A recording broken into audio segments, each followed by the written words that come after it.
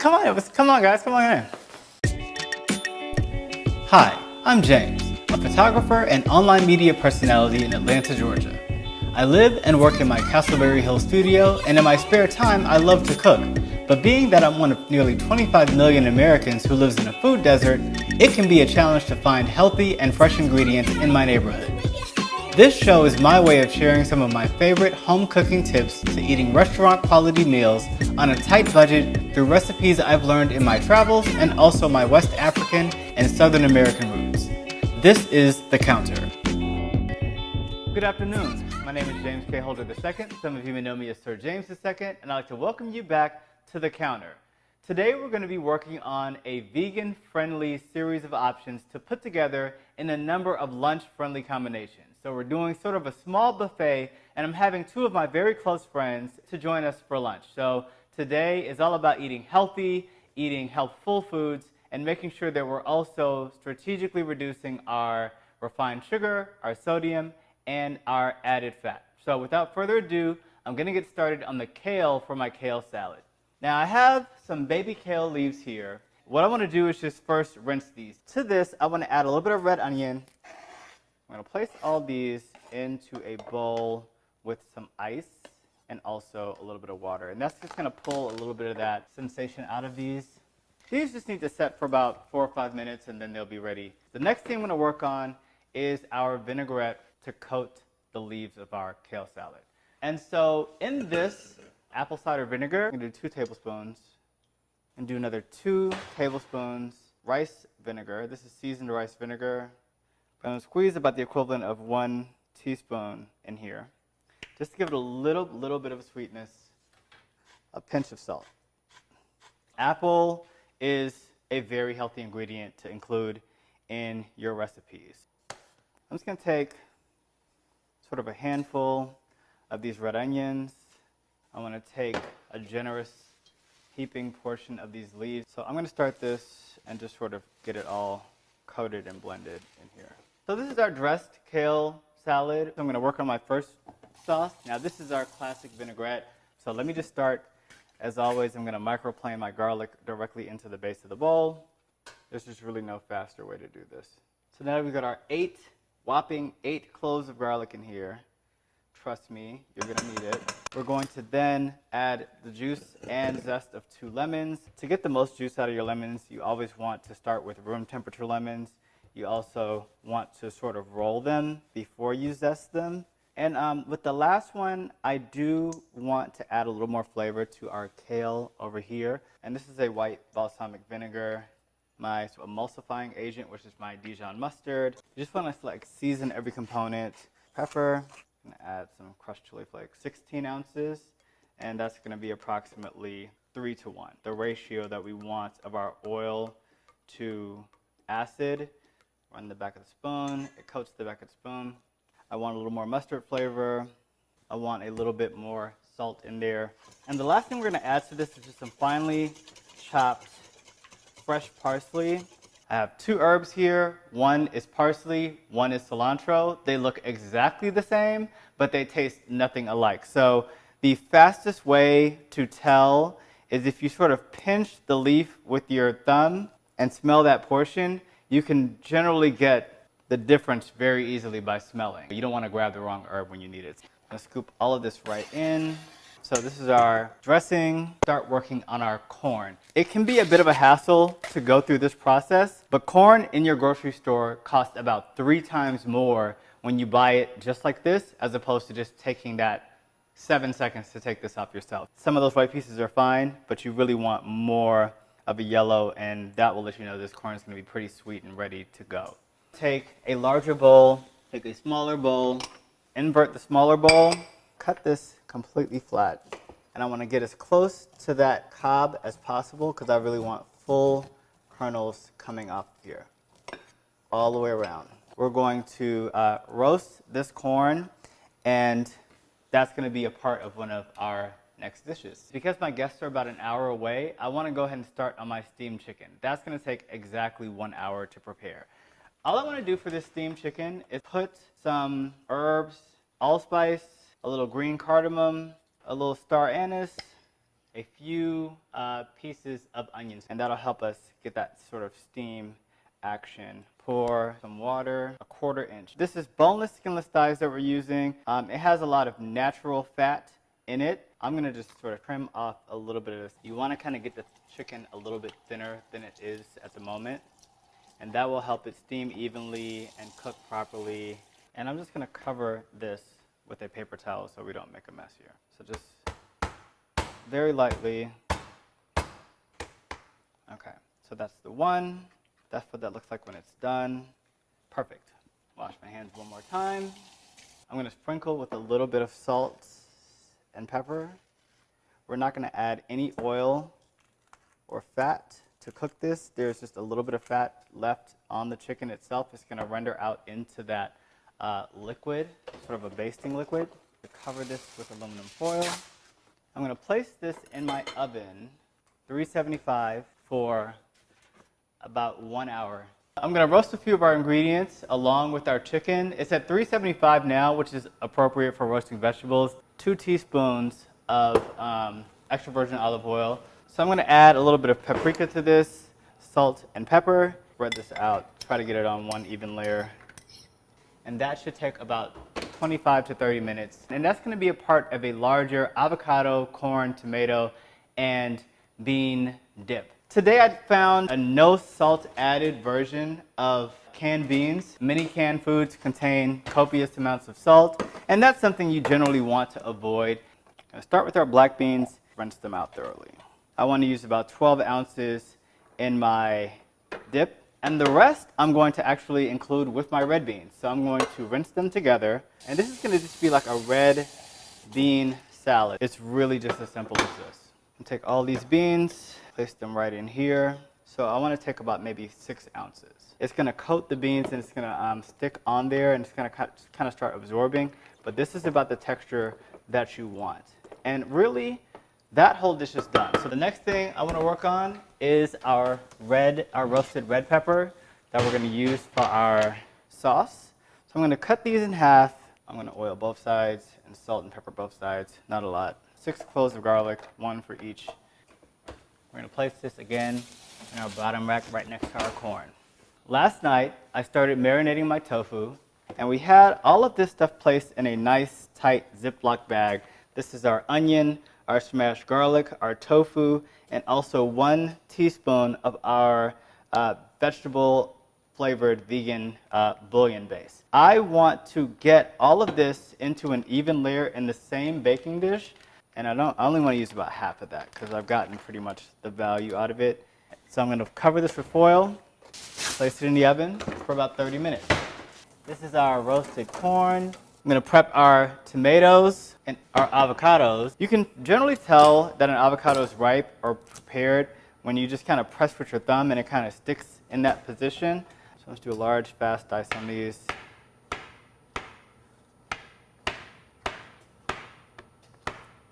Start this all in our bowl. So I'm expecting my friends Candace and Makeda to arrive in about 15 minutes. So I want to kind of just get the ball rolling on the main components of this before they arrive. I want to add only 1/4 of a red onion. Add our fresh cilantro. As a general rule, when you slice open avocado, you want to make sure that you get some salt and some citrus right on in there. So let's start all that with our onion. Start mixing this around a bit. So I'm just going to mash. Add our roasted corn. Beans, not going to use all of it. So I'm going to cut about 6 of these tomatoes into quarters. I'm going to grate a little bit of fresh garlic in here. So let's mix all this up first. That is fantastic. Add tomatoes. Nice. I'm going to taste this. Wow. That is fantastic. I'm just going to add a little bit of salt and pepper. I want to take our roasted bell pepper out of the oven, take out our tofu, which I know is ready. I'm going to take this out. It's been in the oven for exactly 1 hour. We have our chicken out of the oven and it is cooked. Our tofu is heated through. Our roasted red pepper is ready, and we're going to start working on the last few ingredients before our guests arrive. Oh, in fact, there they are. My friends Candace and Makeda are joining us for lunch. Welcome to the counter. For those of you who don't know who these people are, you need to Google them. Candace Mitchell is an entrepreneur and an author, and Makeda Mojeri is a clinical dietitian. I thought this would be a good episode to have you on. Candace is actually our first and only ever vegan guest on the show. So everything that we've prepared today is vegan friendly, with the exception of our steamed chicken that we just took out of the oven. Gonna grab our broccoli. So my method for cooking broccoli is just to kind of take the florets, coat it in just a little bit of extra virgin olive oil, salt and pepper, and broil it. Candace, I do know that recently you launched is it an online portal that's to encourage women in technology? Yes. Please tell. So tell. it's called FemTech Nation. Okay. And I launched it because, it's such a male-dominated field.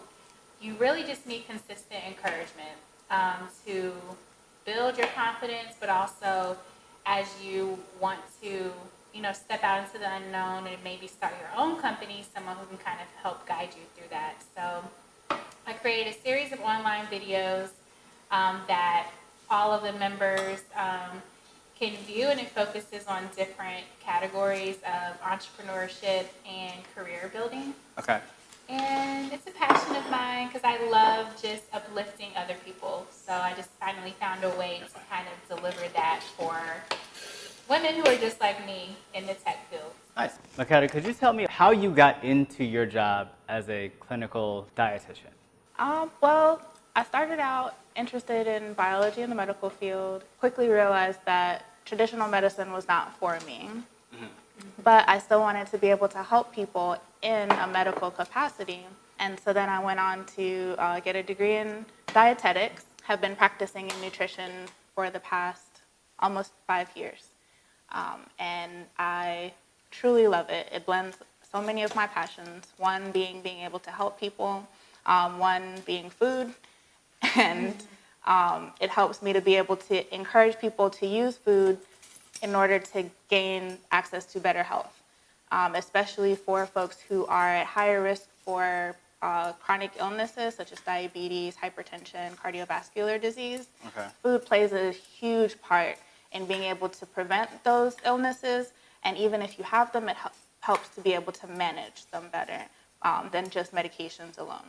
So what would you say are like sort of the key risk factors for someone being in that demographic that we need to watch out for? A lot of times we see that African Americans, people living closer to the poverty line, are at increased risk for having those illnesses. But when you dig a little bit deeper, it's not necessarily just the fact that you're African American or the fact that you're closer to poverty. It's the fact that you don't have access to healthy foods on a daily basis. Okay. And so understanding how that translates into having poor health helps people at all levels, at all racial and ethnic backgrounds, be able to do better with what it is that they have available to them. The key is here, you're going to sear it on both sides and then finish it under the broiler. So you want to make sure that all of the pieces are evenly cut, and then that way they're gonna cook in the same amount of time. I'm doing a high temperature sear. I might go for a grapeseed oil just because it has a higher cooking temperature and it won't smoke as much. I'm gonna let that come up to temperature just a little bit, and I'm gonna start the broccoli. They're gonna go under the same broiler. Spread this out on an even layer. Coat this with a little bit of extra virgin olive oil, and I'm gonna start a little bit of a sizzle. One even layer of potatoes. Okay, good. Place this on one side. The broccoli will cook. You want a nice little bit of blistering, and that looks like what I want there. So Candace, again, as our first vegan guest, tell me a little bit about your experience. Wow, so I started the process of going vegan maybe close to a year ago. Okay. I've kind of done it in phases. So it first sparked when I did the Daniel fast. So the Daniel fast is only fruits, vegetables, and water for 21 days. Okay. And when I finished fasting, my body felt like the best that I had ever felt, ever in my life. And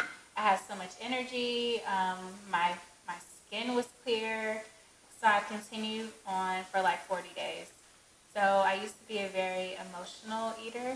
Okay. And I used to overeat a lot. So I gained a lot of weight. And so the process of me going vegan is to develop a healthier relationship with food. Remove our broccoli. So you get a nice little char there on most of that. Other thing I'm going to work on is our roasted red pepper sauce. All I have in here is the roasted bell pepper, a little bit of olive oil. So I'm going to use about 3 tablespoons, 2 tablespoons of sriracha here. I want to blend this up a little bit and then we'll... So that is that. I always like to taste my sauce from the back of the spoon. Really good. I hope y'all like spicy because I probably put more than I said of sriracha in there. Got our sweet potatoes. If you take a knife and just sort of, it shouldn't pick up, it should just poke right through. Cool, and it's funny that you mentioned the emotional eating. How often do you find that the people who come see you, your clients, are impacted by things like that? A lot, most Really? of the time. Oh, Most yeah? of us eat emotionally in addition to other reasons why we eat. We eat certain things based off of how we feel. Comfort food, if you think about it, tends to be things that are relatively high in carbohydrate, high in fat. They make you feel good in the moment. But usually when you're emotionally eating, you're just trying to placate a current situation. Right. Those foods aren't necessarily bad, but when you do it in too large of quantities, it can make you feel worse, and it becomes a cycle of feeling bad, feeling worse, eating worse. Food, when it goes inside of your body, is there for a purpose, and if it doesn't have a job, it's probably going to be doing things that you don't necessarily want it to be doing. Right. Making sure that you're eating from the whole spectrum of foods, tasting the rainbow as you would. Okay. So that you're getting all of the vitamins, minerals, micronutrients, antioxidants that your body needs in order to support processes that are going on inside of your body. So I am now straining out our red bell pepper sauce and our roasted red pepper sauce. And so you were mentioning just eating all the colors of the rainbow. How much truth is there to that? When people say like you should, like I've seen different memes that talk about like different colors of foods that are healthy for certain things. Obviously everyone's always promoting something green, green, green, green. And then I've seen things that said like walnuts because they're shaped like your, not because they're shaped like your brain, but walnuts are good food for your brain. Like how, is there some resource out there that really tells the truth about what people should be putting in their bodies every week? A lot of what you find on the internet is based in fact, but some of it can be hyperbolic in that. So a walnut necessarily isn't the only thing that's good for your brain, but it does contain healthy fats, which help to support brain health. Okay. So there's some truth to it. It's not to say that eating walnuts is the only way for you to obtain brain health, but they're a good source of those healthy fats. Healthy fats also come from fatty fish like salmon, other types of nuts, and other in smaller or different quantities. So that's why I like the idea of tasting the rainbow, because it means that you want to have a varied diet. So the more variety that you have, the more likely you are to have a good complement of different vitamins, minerals, and antioxidants. But just focusing on one superfood or thing that's going to get you over isn't necessarily going to get you where you're trying to be. Gotcha. The other thing about tasting the rainbow means that you want to have a plethora of different plant-based foods, because that's where you're going to get most of your nutrients from. If you eat a crappy diet and you have a walnut every day, it's not really going to help. But if you're eating a good, well-balanced, well-rounded diet that's coming from a lot of natural, whole foods, then you're more likely to be meeting all of your goals and your needs.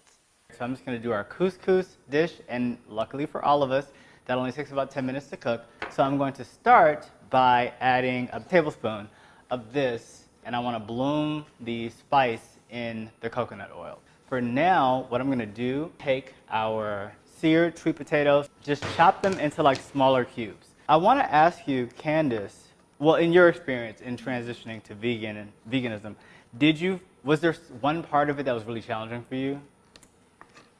Yes, the cravings were the hardest part. Okay.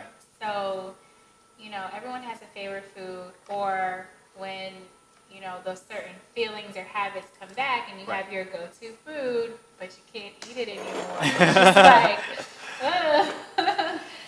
And feeling full, I think, initially you're not going to feel full because your stomach has expanded. Just with American dishes, it's just too much. You're eating they're always prepared twice the proportion that you really need. Right. Did you experience any significant weight loss after you transitioned to veganism? Oh yeah. Okay. Absolutely. You will lose weight so fast. I think I lost 3 to 4 pounds in 1 week. Okay. Just off of the food change. And that lasted pretty consistently for a month. How much is weight loss a fundamental core issue in chronic illness?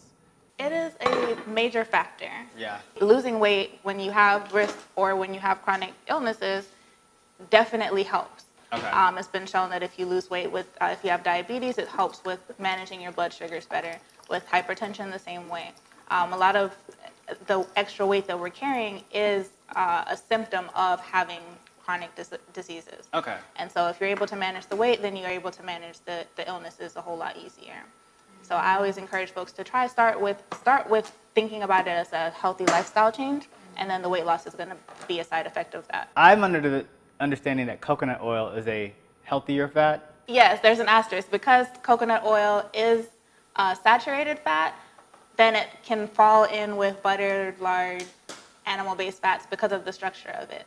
But it's a plant-based fat, so it's healthier. The structure of coconut oil is different from animal-based saturated fats in that it has medium-chain triglycerides that animal fats are not going to have. Okay. So it's healthier technically, but you still want to do it in moderation the same way. Okay. Thank you for pointing that out. I do want to start this process, and I've already opened up my coconut cream. And now that the oil is ready, I'm going to start blooming the turmeric in the oil. The next thing I'm going to add to this is my coconut cream and get it all to come together.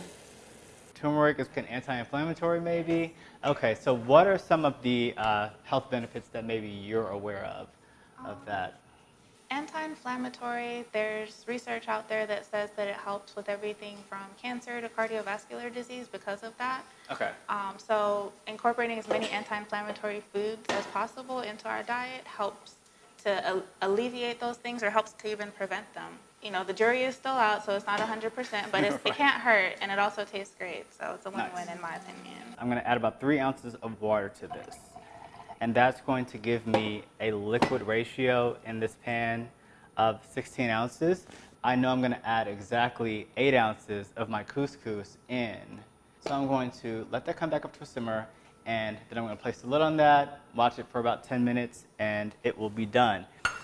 Now we'll talk about our tofu. I'm bringing my grill pan up. Grill marks make everything taste better. I know it's all in your head. And what I want to do is just a final treatment on this is just sort of add a little color. I didn't know that you were raised vegetarian. Raised vegetarian for health and ethical reasons. It really does help to make you a little bit more conscientious about where your food is coming from.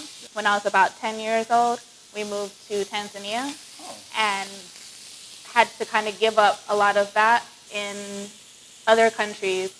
Saying no to food for no apparent reason or not well understood reasons is seen as a little bit on the rude side. So we did incorporate a little bit more chicken, still not really doing any pork, but then dairy because we knew the cow that was living up the street, and that's where it came from.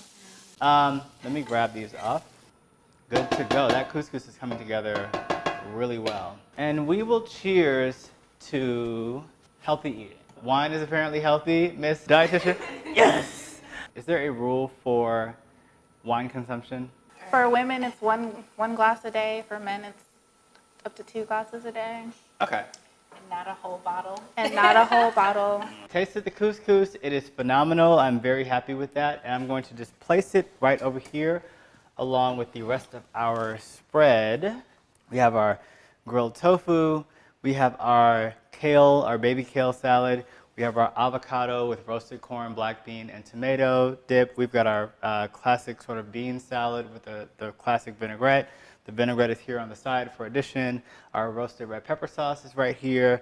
We've got our broccoli, our roasted red pepper in whole form. We've got our steamed chicken, and then our seared and charred sweet potatoes, and then we've got our turmeric and coconut couscous. I'm gonna place just a healthy amount of this on the bottom of each bowl. You don't want no dry bowl. You don't want no, no. Okay, and then, so this is kind of like the main component.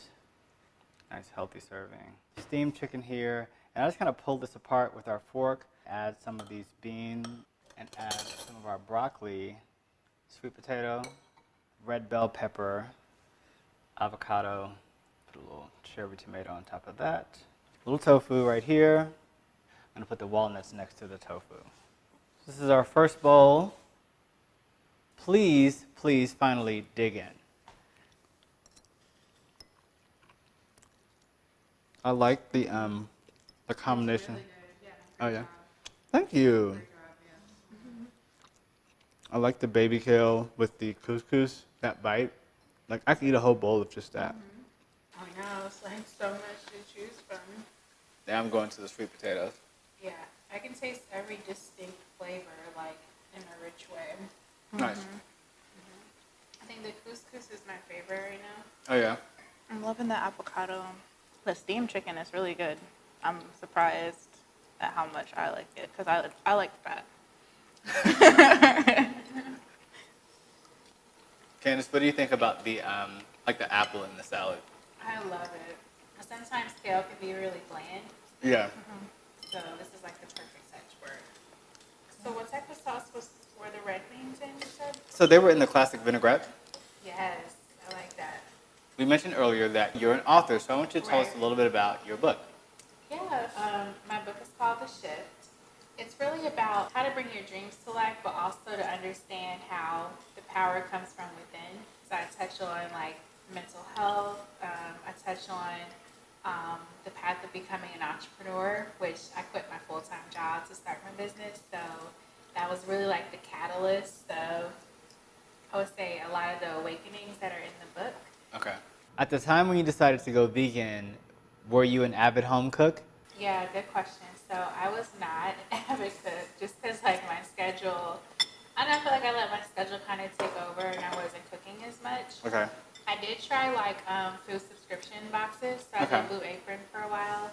And I love it because you can choose what type of meals you want, but it just forced me to like plan ahead more. Okay. Were you like a big salad person before? No.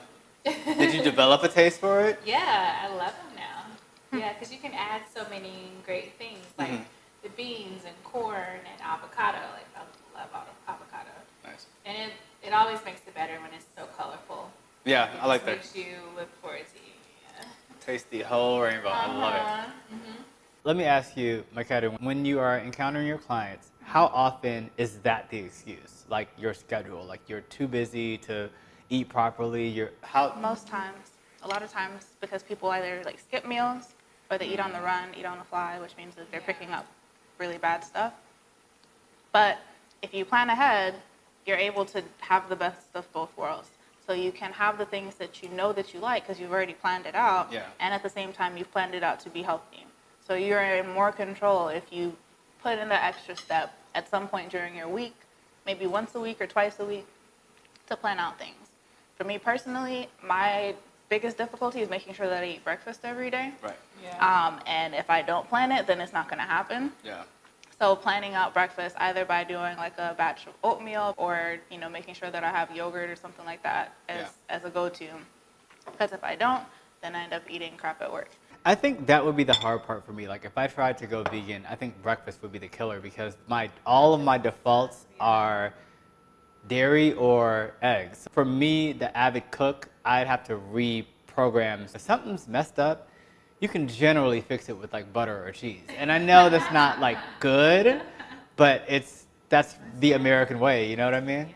So I just want to thank you both for taking time out of your incredibly busy schedules, saving lives since '85, and with your building the Femtech Nation. Now, okay, let's not be surprised if this is like a future presidential ticket. I'm just saying, you saw it here first. We were talking about healthy eating.